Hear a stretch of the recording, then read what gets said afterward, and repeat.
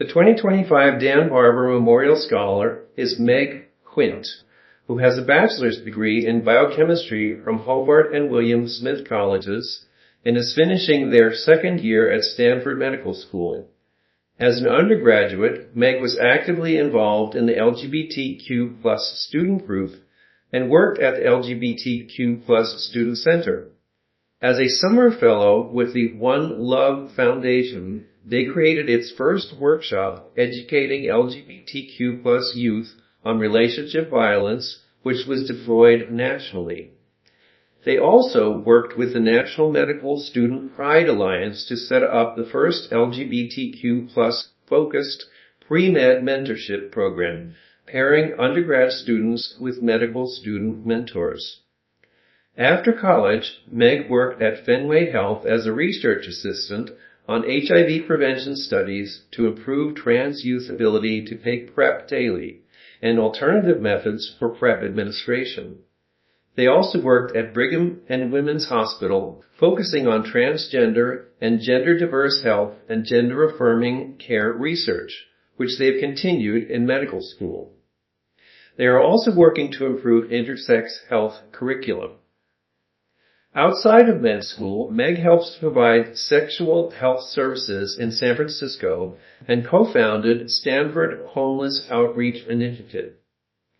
According to Stanford's LGBTQ+ faculty director, Meg's exceptional dedication, intellect, and compassion make them a transformative leader in LGBTQ+ health equity. Their innovative research and initiatives have already had a profound impact, and they are poised to revolutionize gender-affirming care and research on a global scale. Meg is presenting at the California Society of Plastic Surgeons annual conference today, but they sent this video. Hello, everyone. I am currently wrapping up my second year at Stanford School of Medicine, where I'm pursuing both my master's in epidemiology and my medical degree.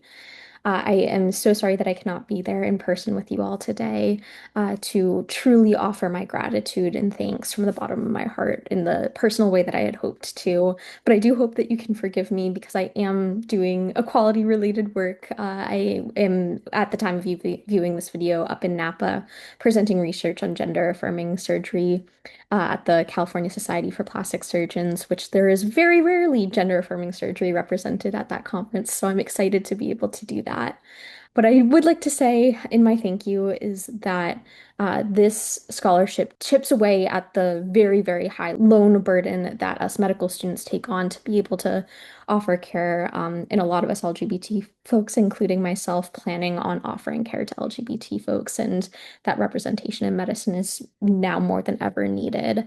As I'm sure many of you know, the NIH has been cutting funds to LGBTQ health research like nobody's business over the past few months. And I have to regrettably say that I had been serving as a key personnel on one of those grants, and it was cut about 2 weeks after my equality interview.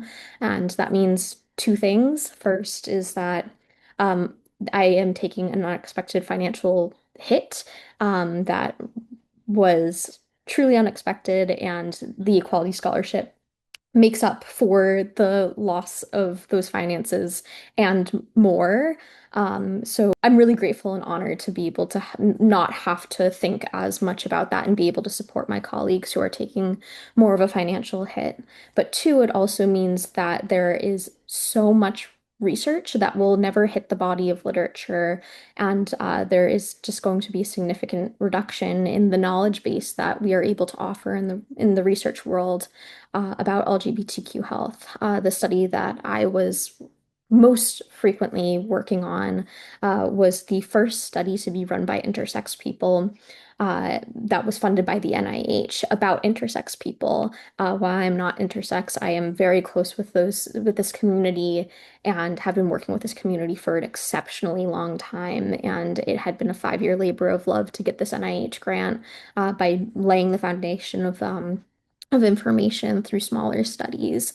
And now it's gone. And these voices that have not been heard ever in the body of literature from the perspective and with research driven by and made for this community will not be heard for many years to come, or will be heard in a reduced way or in a different way that we weren't expecting, and isn't always taken as seriously in the academic world. So your investment through things like equality are ways that we can continue remaining visible and continue offering people the ability to do this work in non-traditional ways in the face of all this political strife and frustration. So I really thank you for helping reduce my cognitive load around this financial burden such that we can refocus our energy and continue on in some way, shape, or form in a way that we weren't expecting to before. And then your gracious scholarship also affords me the opportunity to not think about finances as much, so I can really take advantage of all the opportunities posed to me through my institution. For example, right now, in 20 minutes, I'm headed out my door to go to do the first gender affirming phalloplasty with one of our surgeons that will be the first one at Stanford since the 1970s. So I am really able to learn a good skill set now that will allow me to be a better surgeon later on, and offer good care and learn these skill sets sooner so I have more exposure, which is truly, as you probably know, not an opportunity at most medical schools.